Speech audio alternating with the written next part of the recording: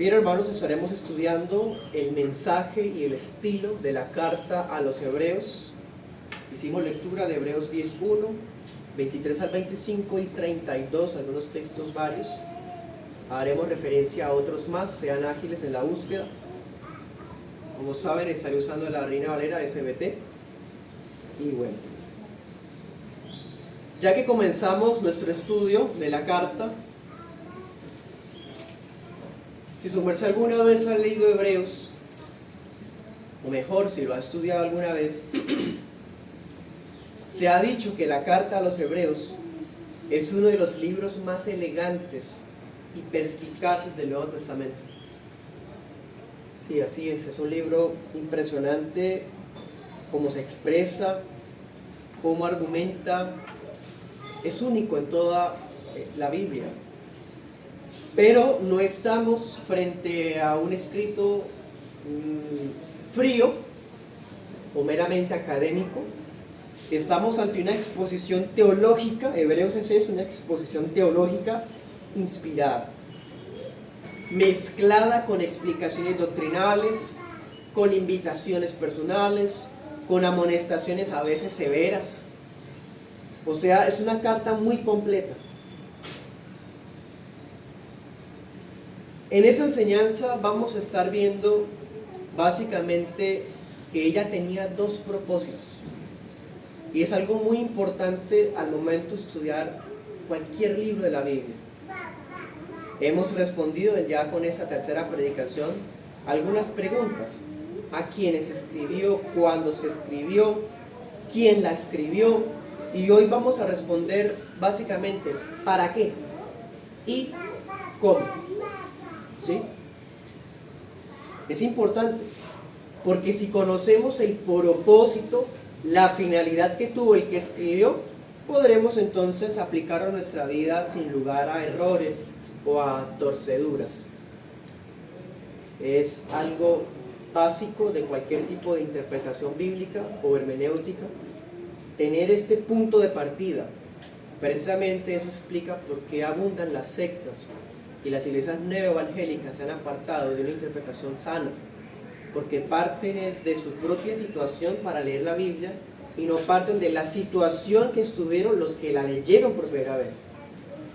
Bien, vamos a estar viendo que hay dos finalidades principales de la carta a los hebreos. De un lado veremos que el apóstol Pablo habla como pastor que exhorta a los lectores a rechazar la tentación de regresar al judaísmo. Ese es el primer propósito. Ya hemos establecido eso.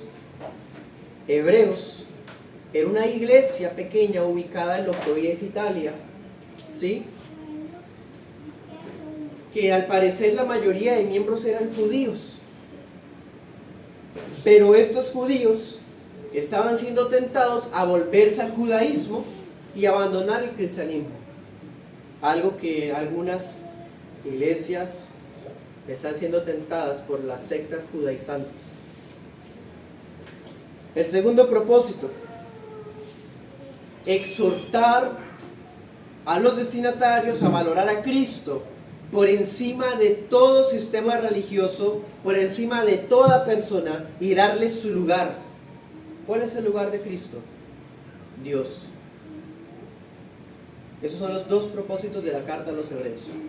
Bien, y así lo vamos a estudiar hoy. Primer punto, veremos un propósito pastoral. Segundo punto, veremos un propósito cristológico. Bien, y como siempre terminaremos con algunas aplicaciones para hoy. Bien, vamos a Hebreos 5:11.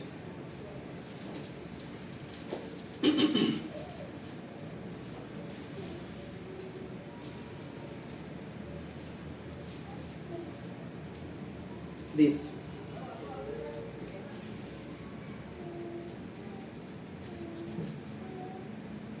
de Melquisedec tenemos mucho que decir y difícil de declarar, por cuanto se han hecho tardos para oír, porque debiendo ser ya maestros a causa del tiempo, tienen necesidad de que se les vuelva a enseñar cuáles son los primeros rudimentos de las palabras de Dios y han llegado a ser tales que tienen necesidad de leche y no de alimento sólido.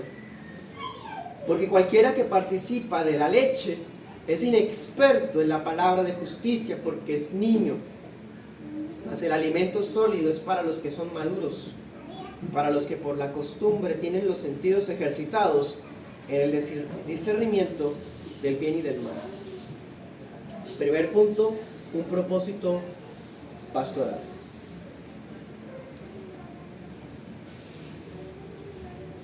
En este punto, hermanos, recordando lo que hemos ya establecido hasta ahora, los destinatarios originales no solamente son judíos, quizás eran descendientes de Israel, pero que estaban viviendo en Italia hacía mucho tiempo, todavía estaban aferrados a las costumbres hebreas,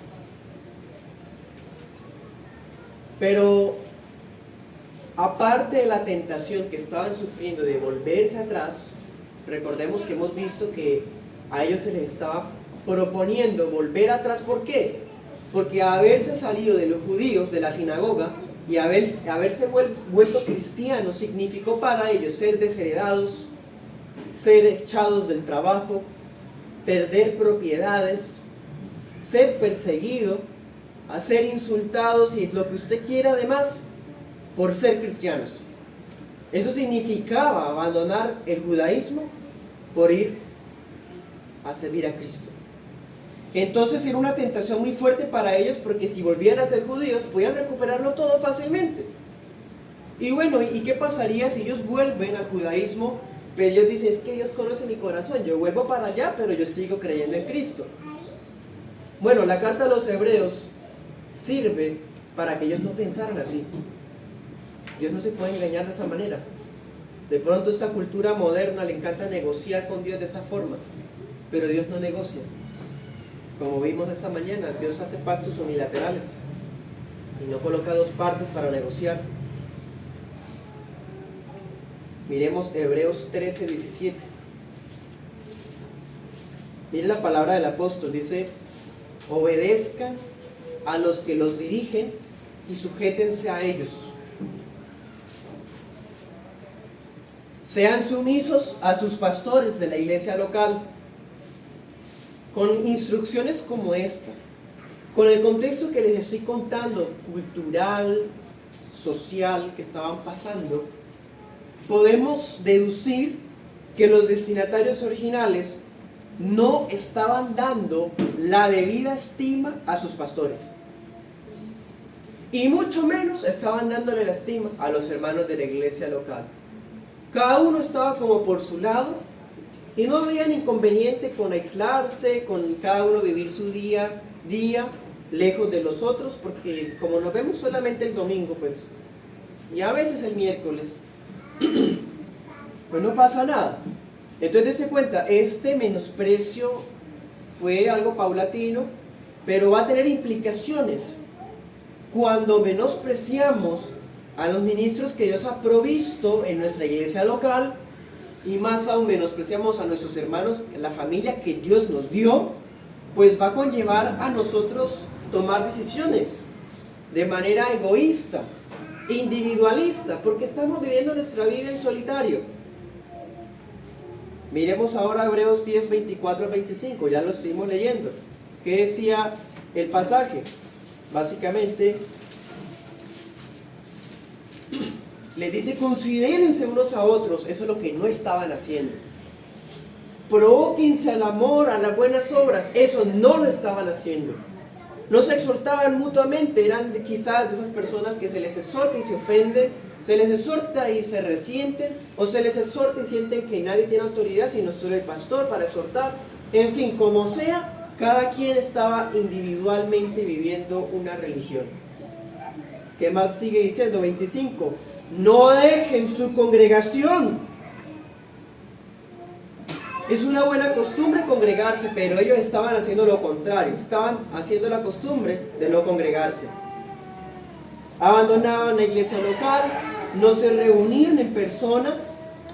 Seguramente le rehuían a la obligación de exhortarse o a la exhortación que otros les harían. Se les estaba volviendo una costumbre. O sea, ¿qué vemos ahí? Una comunidad que se estaba desligando poco a poco de su compromiso con la iglesia. Y entonces, ¿cuál es la respuesta a todo esto? ¿Cuál es el resultado? Ausentarse de los cultos. Se ausentan poco a poco de los cultos, luego reiterado, siempre habían excusas, pero ya luego ya no las hay, simplemente hay descomunicación y ya. Ese era el proceso de apostasía de los hebreos. Había un interés, y miren esto, esta cultura, esta generación orgullosa y muchas veces saberlo todo, piensa que puede llevar una vida con Cristo en solitario, de manera individual en su casa, porque como Dios está en todas partes, no necesita una iglesia y simplemente puede sentarse allá en su casa a leer y a estudiar su interpretación privada, o si no buscando a Google. Se vuelven entonces Google su obispo y su maestro. Pero es solamente un pretexto, porque por lógica, y la lógica bíblica ¿cuál es? Que el que descuida su crecimiento congregacional va a descuidar su crecimiento personal. La religión cristiana es una religión social, colectiva, congregacional. No es individual. Miren Hebreos 5:11. Lo que leíamos ahorita. Dice el apóstol: yo quisiera decirles tantas cosas, enseñarles tantos temas, pero es que no puedo. No puedo enseñarles tantas cosas porque ustedes se han vuelto tardos para oír. No escuchan, se distraen fácil, están viviendo una vida de entretenimiento, no prestan atención. Uno les habla, les explica, pero no captan. ¿No captan por qué? Porque están ocupados en sus cosas, en su forma de vivir, en sus negocios, en su desorden. Y no captan, no están ejercitados. Yo predico un tema doctrinal, teológico, dice el apóstol, y no entienden porque son tardos para oír. El que es tardo para oír es tardo para obedecer. ¿Qué va a obedecer si ni entendió? Dese cuenta, eran tardos para oír, una vida individual. O sea, de pronto si se captaban por tener una vida individual, ellos decían ser verdaderamente espirituales, individualmente, era mentira, porque eran tardos para oír. Y ahora, ¿cómo era su situación como iglesia? Estaban descuidando la iglesia local, ya no acudían. ¿Qué preocupación había? Bueno, ahí vemos. Entonces, este apóstol Pablo, cuando ve la situación, ve un desinterés de crecer en gracia, de crecer en conocimiento, de ser parte de la iglesia local activos, de mostrar amor, servicio. Pues entonces el apóstol escribe como un pastor. No le prestaron atención a sus pastores. Le tocó al apóstol intervenir. Y tengan en cuenta, miren 5:13. Ellos no eran personas nuevitas. Ya habían pasado muchas cosas. Ahora lea 10:32, ahí también lo puede ver, ya lo leímos ahorita. Habían tenido experiencias como cristianos, habían sufrido persecución, pérdidas, habían ya estudiado la palabra en cierta manera. Pero dense cuenta, aquí la cuestión no es de años. Cada vez que alguien saca en cara que tiene años en el evangelio, ya vemos a alguien inmaduro. No es cuestión de tiempos, de años, de meses. Contaban con experiencias, con saberes del evangelio, pero eran inmaduros espiritualmente.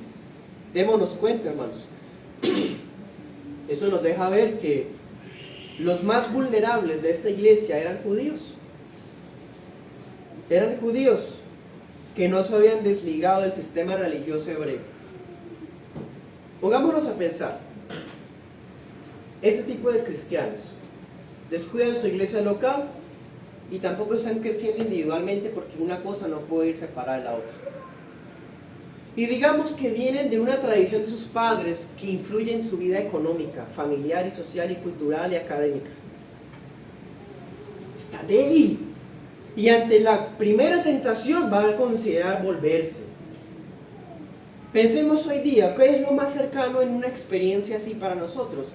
Que alguien sea hijo de alguna tradición herética o alguna tradición falsa como el catolicismo romano o como las sectas unitarias, y viene de una familia rodeada de este contexto y está en una iglesia sana, pero no se congrega, no estudia la palabra, va a estar débil para cuando su familia empiece pronto a chantajearlo emocionalmente, o quizás laboralmente, o lo que sea, pues va a volverse. No tiene ninguna ancla, ninguna fortaleza, ninguna firmeza para quedarse en la sana doctrina, sino que va a volverse. Eso es lo que estaba pasando con esos hebreos. Si no están firmes en la fe cristiana, ¿qué le iba a pasar a esos hebreos? Volverse al judaísmo, de donde habían salido. Mire Hebreos 13:22.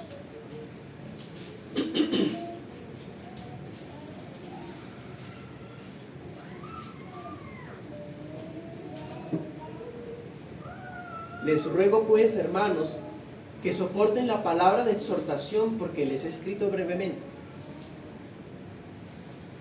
¿Cuál es la forma de referirse el apóstol a la carta a los hebreos? Si yo le pregunto a usted, ¿qué es la carta a los hebreos?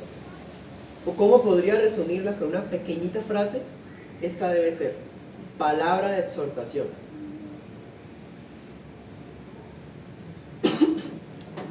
Entonces el apóstol envía una palabra de exhortación por escrito. Bueno, anote ese texto, Hechos 13:15. Resulta que esa palabra de exhortación era la forma de referirse a lo que hoy día le decimos prédica, a lo que hoy día le decimos sermón, exposición. Y eso explica por qué cuando uno lee Hebreos, es más, le invito a que la lea un día así de largo, y usted va a sentir que usted está en una prédica.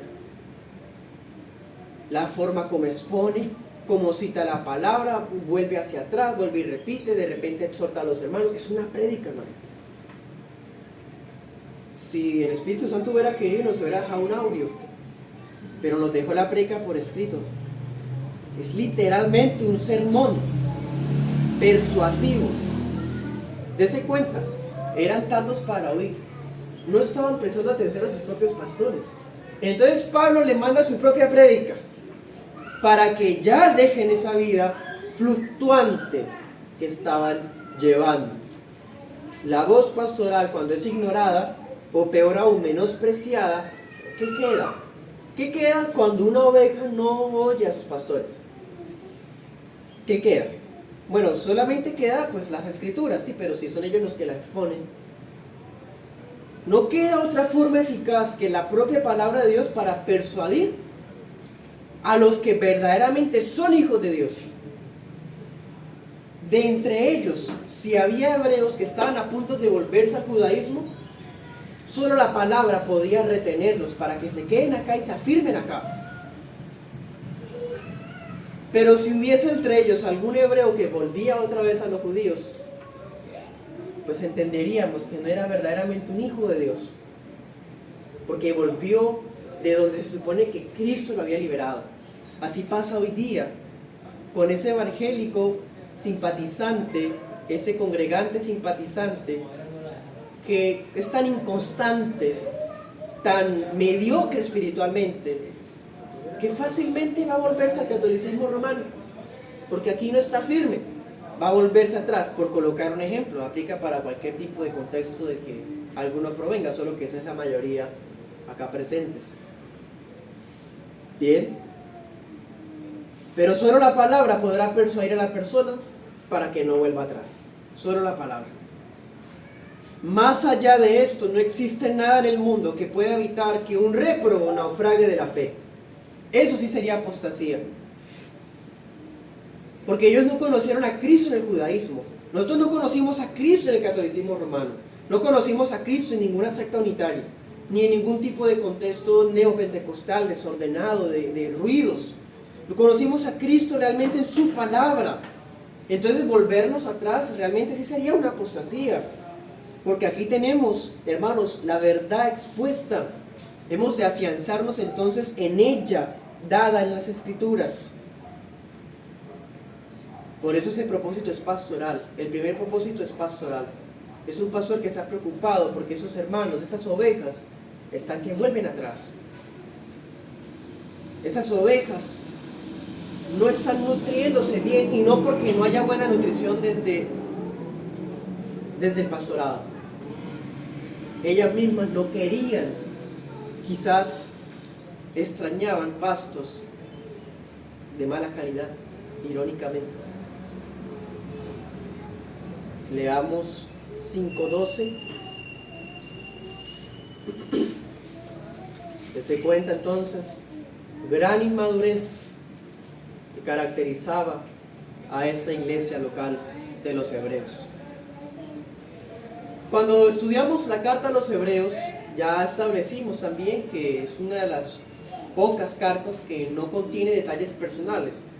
El apóstol no coloca su clásica introducción de presentación personal, pero es larga, es una de las cartas más largas del Nuevo Testamento. Entonces la extensión es suficiente para que podamos valorar el estilo que usa el apóstol acá, para que valoremos el carácter que tiene el apóstol. Como estamos viendo, es un carácter pastoral, pero a la vez franco, ¿sí? Es un carácter tierno que está preocupado por las ovejas, pero a la vez es un carácter serio, está advirtiéndoles de lo que puede pasar si se apartan, ¿sí? Es un equilibrio, hermanos, impresionante, muy hermoso. Entonces, dense cuenta, los destinatarios, aquellos que más le preocupaban a ese pastor, eran vulnerables a volverse atrás porque eran inmaduros en la fe. Hermano, si usted no madura en la fe, no madura en la doctrina bíblica, cualquier cosa lo va a arrastrar.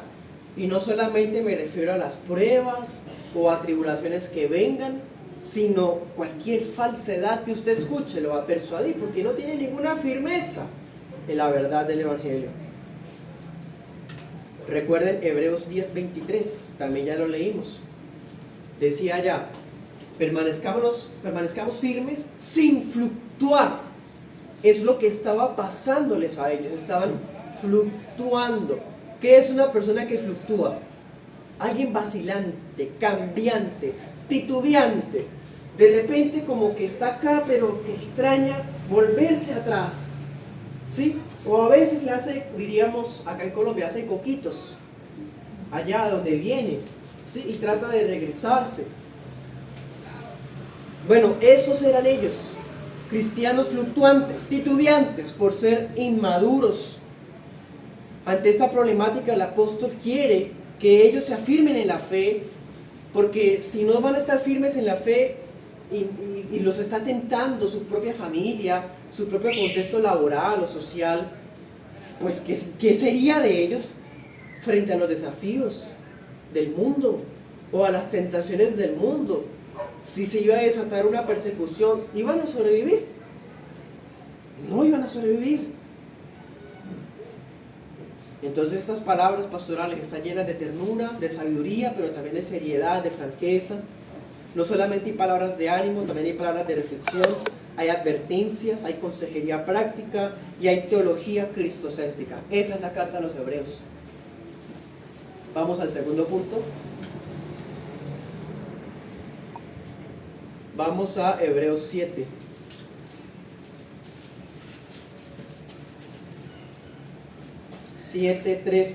Leamos varios de este capítulo.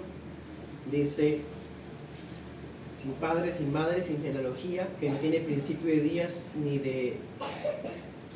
fin de vida, sino hecho semejante al Hijo de Dios, permanece sacerdote para siempre. Aquí está hablando de Melquisedec. Ahora leamos el 11.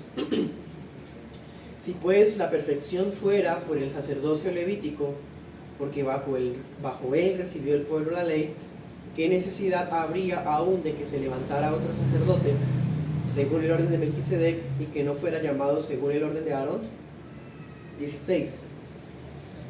El cual no es hecho conforme a la ley del mandamiento carnal, sino según el poder de una vida indestructible. Ahora leamos el 22. Tanto más es hecho Jesús fiador de un pacto mejor. Bueno, hice una selección de versículos, no hemos llegado al capítulo 7, pero básicamente la idea es: Cristo es superior a, por lo tanto debía estar en un orden sacerdotal distinto, como Melquisedec, que era un sacerdote diferente a Aarón, y por lo tanto Cristo es mejor que lo antiguo, que, en fin, que todo lo anterior. Así que es impensable que reconsideremos seguir a Cristo porque Él es todo, ¿sí? Bueno, en esta segunda parte veremos un propósito cristológico. El desprecio que mostraban los inconstantes de las iglesias, de la iglesia de los hebreos, no solamente iba en contra de los pastores o de los hermanos, más aún en contra de Cristo mismo, porque en últimas esa es la realidad. El que menosprecia su iglesia local, sus pastores de la iglesia local, sus hermanos de la iglesia local, está menospreciando a Cristo realmente. ¿Y por qué? Bueno, vamos a verlo. Cualquier tipo de apartamiento que haga un creyente hacia una vía alternativa a Jesús es un ídolo. Fama, sexo, poder, falsas religiones, tradiciones humanas, aceptación social, lo que sea. Cualquier cosa que alguien quiera ir que no sea Cristo es un ídolo. ¿Sí? Es un ídolo. Como sea, apartarse de la iglesia, de los principios que se hallan solamente en ella, es alejarse de Cristo. Es como si la persona dijera, yo no puedo servir a dos señores, prefiero entonces al otro. Me siento mejor, me gusta más el otro señor y no Cristo. Bueno, eso es lo que estaban haciendo ellos, o estaban peligrando de hacer. En ese sentido, entonces, el apóstol Pablo no solamente es un pastor preocupado porque ellos se aparten de la sana doctrina, sino que también es un pastor que se está dando cuenta que el problema es de raíz, es de fondo, hay un problema de fondo. ¿Cuál es? No conocen a Cristo. Ese cristiano que es titubeante, que es fluctuante, que simplemente no madura en la fe, que es inconstante, la razón de ser es porque no conoce a Cristo. No conoce a Cristo. Entonces Pablo empieza a hablarles un mensaje cristocéntrico por excelencia.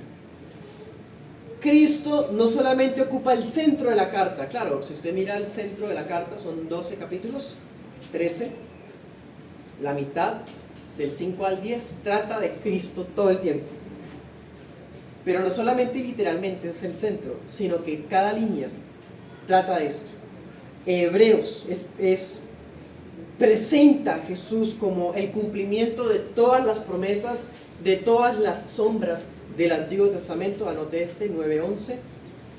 Hebreos presenta a Jesús como el autor y el consumador de la fe, Hebreos 12:2. Hebreos muestra a Cristo como la persona más trascendental del universo, Hebreos 1:8. Y presenta a Cristo como el único y suficiente mediador, Hebreos 7:22. Así que Hebreos prueba que Él es el único, Jesús es el único capaz de hacer que los pecadores redimidos podamos disfrutar una relación íntima y plena con Dios, solamente a través de Cristo. Entonces Hebreos numerosas veces se refiere a la vida de Jesús, a la muerte de Jesús, a la exaltación de Jesús, ¿sí? Algunos han pensado que Hebreos es como un comentario bíblico dentro de la Biblia, porque expone y aplica los elementos del culto del Antiguo Testamento a la persona y a la obra de Cristo. Y es cierto, es el único libro del Nuevo Testamento que hasta menciona los utensilios del tabernáculo. Algunos han pensado que Hebreos es un comentario cristológico de Levítico. Impresionante. Es como la luz, o sea, el que no entendía Levítico, lea Levítico y lea después Hebreos y va a brillar todo. Es impresionante, magnífico. Pero no solamente cita la escritura como una especie de copy-paste, hermano, no se trata solamente de eso. Pablo aquí usa una retórica con mucho estilo, usa comparaciones una y otra vez.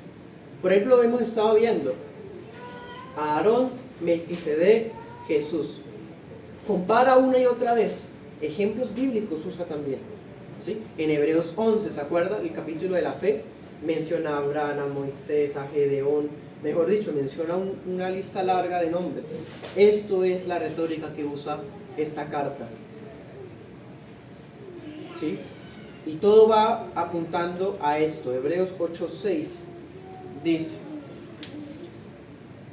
Él ahora ha alcanzado un ministerio mucho mejor, por cuanto es mediador de un mejor pacto, el cual ha sido establecido sobre mejores promesas. Mejor, mejor, mejor. Ese es Cristo. ¿Y ustedes quieren volverse al judaísmo? ¿Y hay iglesias evangélicas que están volviéndose a los judíos? A revivir Shabbat, fiestas judías, primicias, diezmos, sacerdocio y todo eso que estaba en el Antiguo Testamento. O sea, no estamos sobre un mejor pacto, 3 veces mejor. En Hebreos, el apóstol comprueba que Jesús es Dios, comprueba la grandeza de Jesús, comprueba el ministerio profético y medianero de Cristo, el ministerio sacerdotal y sacrificial de Cristo, el ministerio real y apostólico de Cristo. Mejor dicho, Hebreos trata de Cristo. Y usted lo acabó de comprobar. Hay términos que se usan de adrede, son fuertes. Para esa cultura era muy fuerte. De pronto su merced no lo alcanza a percibirlo para hoy, pero comprendámoslo. Mejor, superior, mayor, perfecto, son palabras fuertes. Le está diciendo a judíos que usaban la Biblia también como usted y como yo, y le está diciendo: Cristo es mejor, Cristo es superior, Cristo es perfecto, Cristo es mayor.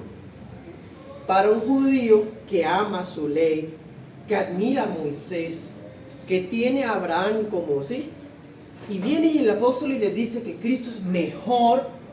Si es alguien que está muy aferrado a su tradición, se va a ofender. ¿Sí o no? Se va a ofender. Es más, esa es una razón por la que la carta está escrita anónima.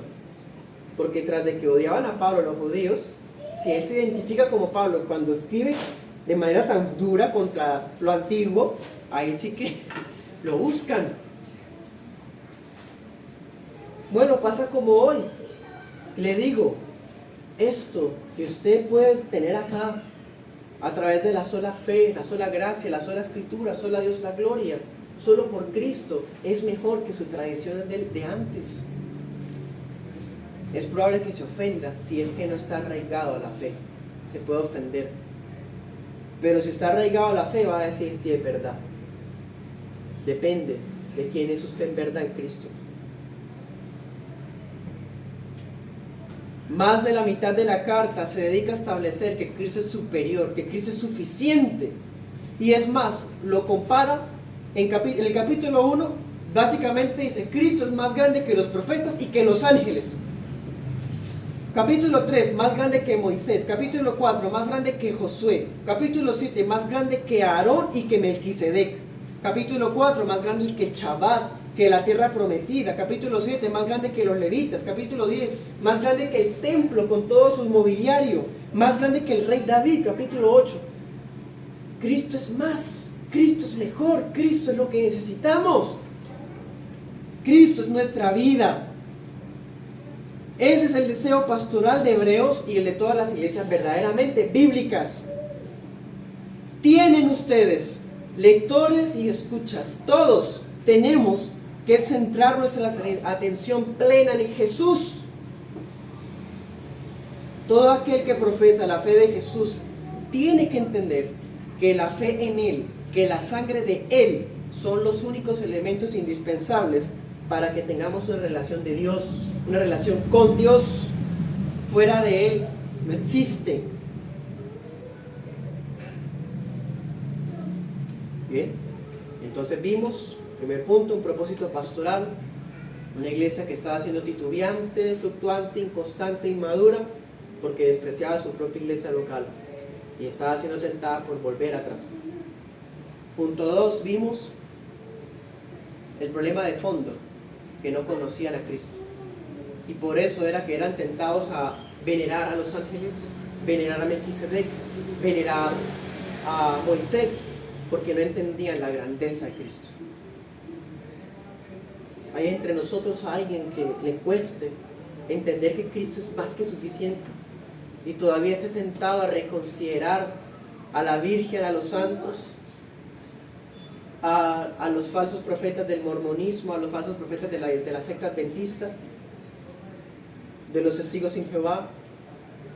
Cristo es suficiente. Si entendemos que Cristo es suficiente, hermano, nada podrá competir. No es digno de competir, no es digno ni de compararse. De volver al judaísmo, a judaizar, a remedar cosas de antes. Dios nos guarde y entendamos que Cristo es suficiente.